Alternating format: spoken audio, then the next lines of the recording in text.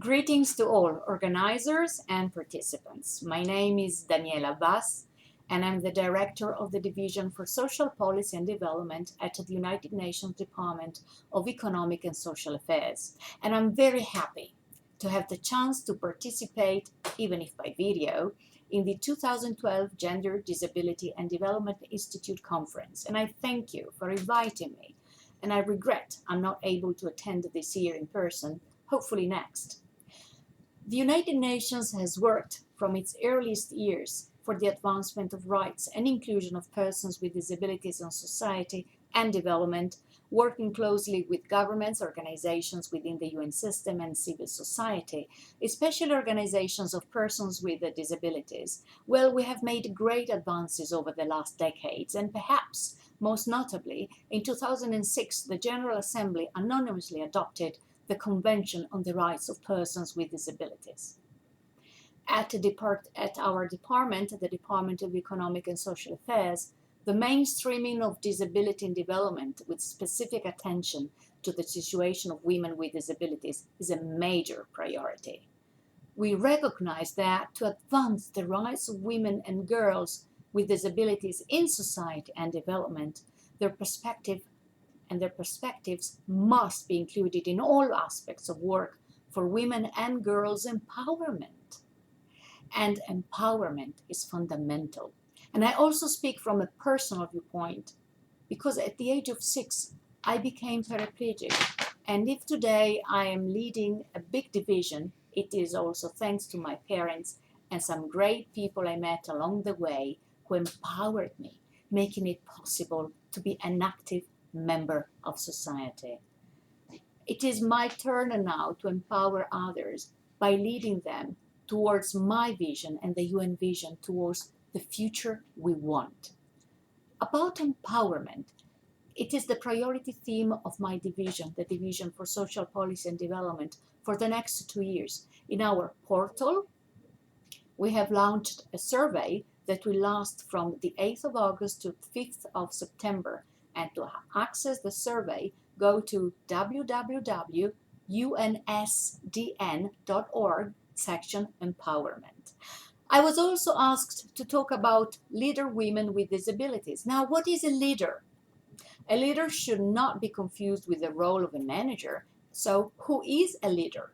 A leader is a person who influences a group of people towards the achievement of a goal.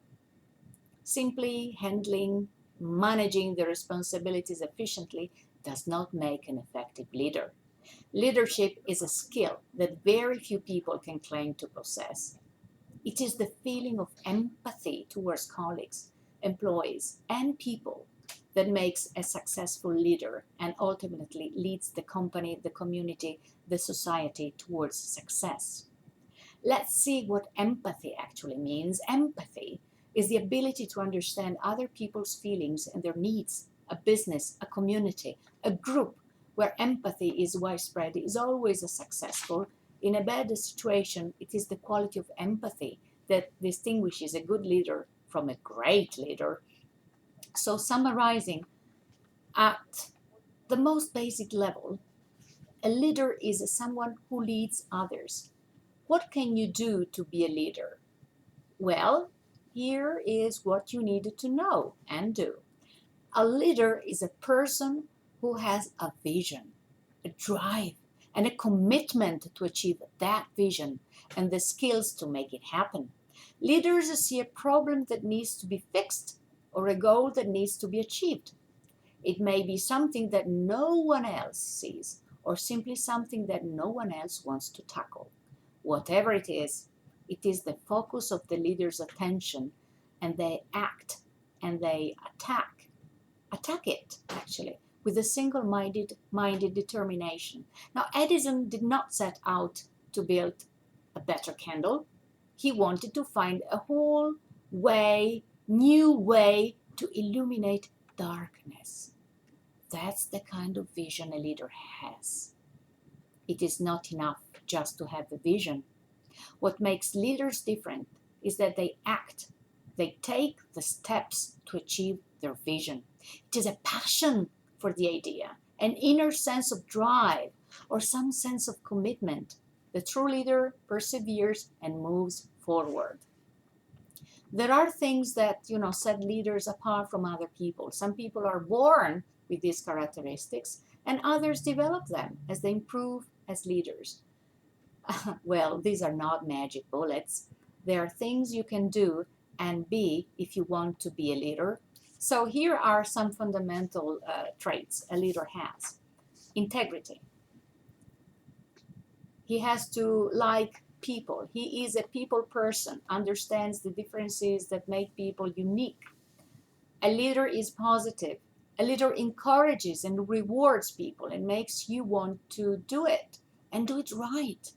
Beyond the personal traits of a leader, there are specific skills somebody must master if they want to be leaders. Effective communication, which is not just being able to speak and write. A leader communication can move people to work towards the goal the leader has chosen. Motivation. A leader has to be able to motivate everyone to contribute. He knows which buttons he has or she has to push. Planning. The leader has a plan to achieve the goal. He or she doesn't get down in details. That's what managers are for, but rather uses a high-level plan to keep everyone moving towards that goal. Gender-wise, female leaders have many of these same qualities as their male colleagues, especially an ability to set high goals and inspire others to fulfill them. For one thing, women are more motivated by the purpose or meaning of their work than men. Because they focus more on compensation and their job titles. Men. Women also tend to show more emotions at work and are more risk averse, according at least to what McKinsey and Company say. Summarizing, therefore, leaders define, communicate, and execute on strategy and vision. There have been so many kinds of female leaders, and they don't always have many things in common. Maybe gender. Uh, so some have brought peace to troubled lands. Other leader women's have you know been inept or corrupt. Others have been competent and brilliant.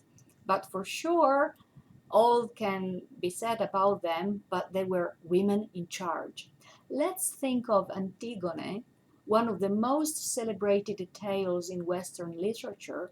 Sophocles' Antigone describes the story of a woman who defied authority. Think of Cleopatra, the Queen of Egypt, who became one of the most famous women in history by making herself into a leader in a world dominated by men. And she used, hard work, intelligence, she was cunning, and she even used, some sexual seduction.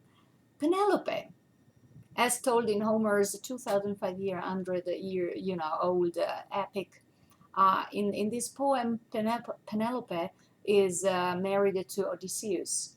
And although the story focuses on the struggles of Odysseus, who is trying to get back home to Ithaca against Poseidon's numerous efforts, Homer in this poem highlights the leadership qualities that Penelope exhibits. For 3 years, Penelope staves off her suitors by waving at her loom during the day and unwaving her work at night, thus buying time for her husband, Odysseus, to make it home to reclaim his wife, land, and wealth. I believe the time has come now for leader women with a disability to be heard and become part of history. In conclusion, the bottom line is that leaders dream dreams.